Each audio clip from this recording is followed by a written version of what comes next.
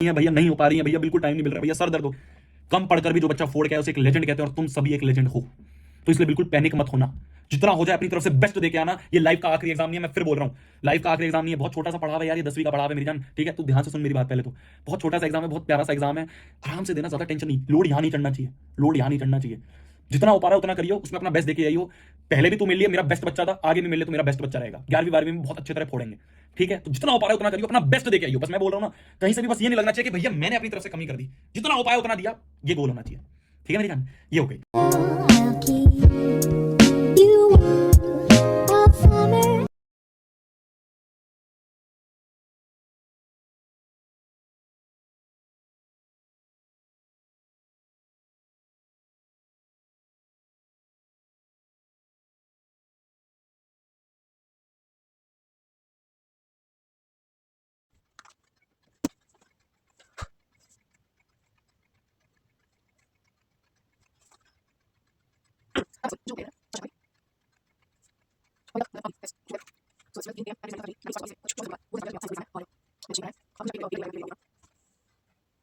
Hi guys, welcome back to the channel. So it's 12:15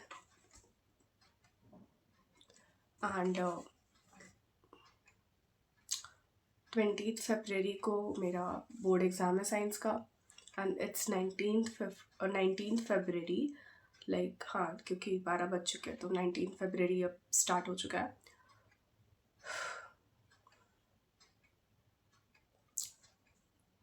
chemistry का जो one shot है सबसे पहले वाले दिन स्टार्ट हुआ था एंड मैंने केमिस्ट्री का वन शॉट देखा एंड उस दिन मुझे काफ़ी अच्छा फील हुआ कि वाह मेरे पास 4 दिन है, मैं सुबह में संस्कृत पढ़ सकती हूँ पूरे दिन, फिर रात में सेशन अटेंड कर सकती हूँ और बस इतने में ही मेरा साइंस और संस्कृत का सिलेबस हो जाएगा।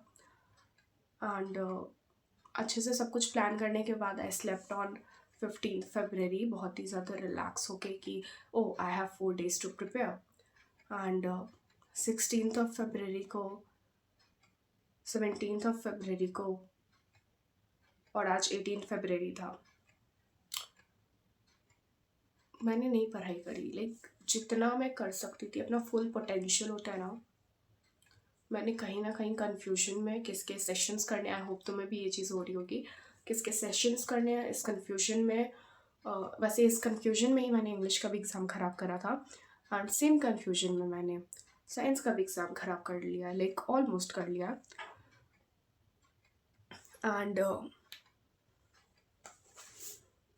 अभी तक बस मेरा चैप्टर 1 केमिस्ट्री रिवाइज हुआ है, चैप्टर 2 मैंने इंटर ही किया था एंड बेसिक चीज़ों के बाद like strong bases, strong acids, like जो इम्पोर्टेंट टॉपिक है क्लोर एल्कली प्रोसेस और सॉल्ट्स वाला टॉपिक, वहाँ से लेके मुझे अपनी पूरी एनसीईआरटी बुक ख़त्म करनी है। और लेट मी टेल यू, मैं लाइट वाला चैप्टर बहुत पहले मैंने पढ़ा था एंड जब मैं प्री बोर्ड में गई तब मुझे रियलाइज़ हुआ कि ये चैप्टर मैंने नहीं पढ़ा है, मतलब मुझे वापस पढ़ने की ज़रूरत है। एंड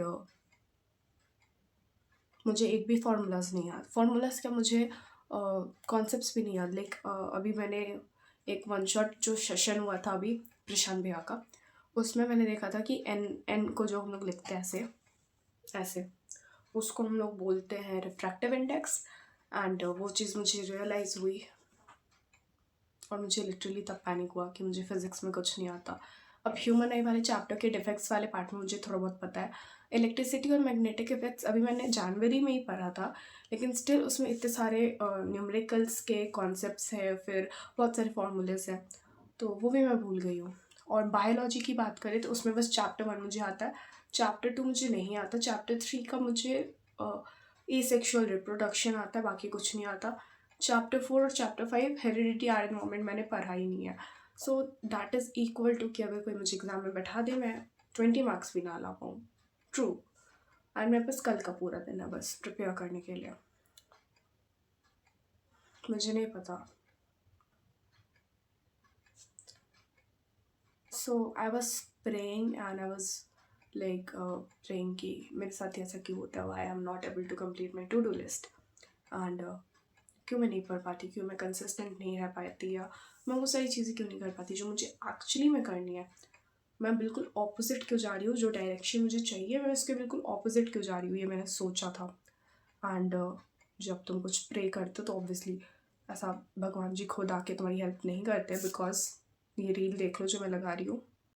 तो गाइस जो रील मुझे यहाँ पे लगानी थी वो रील मुझे मिली नहीं, बिकॉज मे बी बहुत ही ज़्यादा स्क्रॉल डाउन करके मैंने वो रील देखी थी इनके अकाउंट से। लेकिन उस रील में ये था कि हमारे इंडिया में, मतलब अगर एग्जांपल ले तो इंडिया में बहुत सारे जगह पे आर्मी वाले लोग होते हैं, तो जहाँ पे भी आर्मी की ज़रूरत होती है वहाँ पे सबसे पास वाली आर्मी की टीम को भेज दिया जाता है for help. Similarly we all are armies of God. तो जब भी हमें हेल्प की ज़रूरत होती है तो दूसरे लोग सोर्स बनते हैं जिससे हमें वो हेल्प मिल पाती है, चाहे वो कोई नॉलेज हो या लर्निंग हो या कुछ भी हो। तो वैसे ही मैं कुछ सोच रही थी एंड उसका आंसर भी मुझे इनकी ही रील से मिला। तो आगे की वीडियो देखो। ऑब्वियसली वो तुम्हारी खुद हेल्प नहीं करते, वो किसी को भेजते। एंड आज भी जब मैं ये चीज़ प्रे कर रही थी कि वाई मी, मेरे साथ ऐसा क्यों हो रहा है, मेरी मेंटल स्टेट ऐसी क्यों है कि मैं यही सोचते रहती हूँ हमेशा कि मैं क्यों नहीं कर पा रही एंड क्यों मैं डिस्ट्रैक्ट हो रही हूँ। एंड तब मुझे वो रील मिल गई जो मैं अभी लगाऊंगी। अगर आप हर वक्त यही सोचते रहते हो, सो जाऊं क्या, काम करना है, बाद में कर लेंगे, बाद में देख लेंगे, छोड़ो, जाने दो, हो जाएगा, तो आप प्रोबेबली तमोगुण डोमिनेंट हो गए हो, यानी कि तमस आपकी बॉडी में बहुत एक्सट्रीमली है। समझते हैं भगवद गीता चैप्टर 14 श्लोक 8, श्री कृष्ण समझा रहे हैं अर्जुन को कि रजस तमस सत्व, ये 3 गुणों से मिलके हमारी आत्मा और हमारी material body, outer body, physical body exist कर पा रही है। और इन्हीं 3 गुणों में से आप में कौन सा प्रोमिनेंट है, स्ट्रॉन्ग है, ये आपको आपके बारे में बहुत कुछ समझाएगा और आपकी स्पिरिचुअल जर्नी में किस तरीके से जाने वाली है वो बताएगा। तमस, इनर्शिया, हिलना नहीं है, मूवमेंट नहीं चाहिए, दूर रहना है, काम नहीं करना है, lack of ideation, planning, energy नहीं है आपकी लाइफ में, प्लस आप नेगेटिव बहुत सोचते हो कि ये होना ही नहीं है, क्या ही फर्क पड़ता है दुनिया में, रखा क्या है। अगर आप ज्यादातर टाइम ऐसी फीलिंग लेते रहते हो, इसी मोड में रहते हो, तो आपकी बॉडी में तमस बहुत हाई लेवल में एग्जिस्ट कर रहा है, which is a bad thing अगर ये बहुत लंबे पीरियड के लिए हो रहा है तो, क्योंकि ये सबसे नेगेटिव है 3 गुणों में से, सत्व रजस तमस में से तमस सबसे नेगेटिव माना जाता है। वेल, ये ऐसा नहीं है कि ये परमानेंट है, आप with practice, with changes in your life and lifestyle इसे बदल सकते हो। So there is a hope. तमस गुण वाली, तो दैट मीन्स मेरे अंदर तमस गुण है, मुझे प्रैक्टिस करके उसको ठीक करना है, अपनी नेगेटिविटी को सुधारना है। So I am thinking to take a break from YouTube now. मतलब मैं कुछ क्वालिटी सर्व करना चाहती हूँ, तो जब तक मैं खुद अपनी लाइफ में क्वालिटी इन्वॉल्व नहीं करूँगी तो मैं क्या शेयर करूँगी। This is a unfiltered kind of video, क्योंकि मैं बहुत शांत होकर बोल रही हूँ, क्योंकि इतना शांत होकर मैंने अपनी पिछली किसी भी वीडियोस में नहीं बोला है, बिकॉज मुझे मेरे फेस से बहुत ज़्यादा इनसिक्योरिटी थी, अभी नहीं हो रही, पता नहीं क्यों।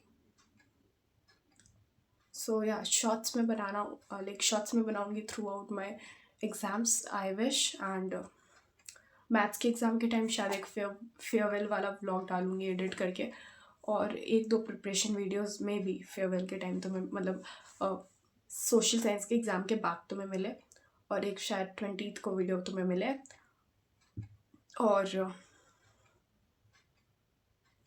That's it. और बाकी रिजल्ट वीडियो, और उसके बाद क्या होगा I don't know, like I take a break, for sure I take a break, क्योंकि I really need it. So yeah that's all for today's video, and thank you so much for watching. You can subscribe or unsubscribe, it's totally upon you. Bye bye.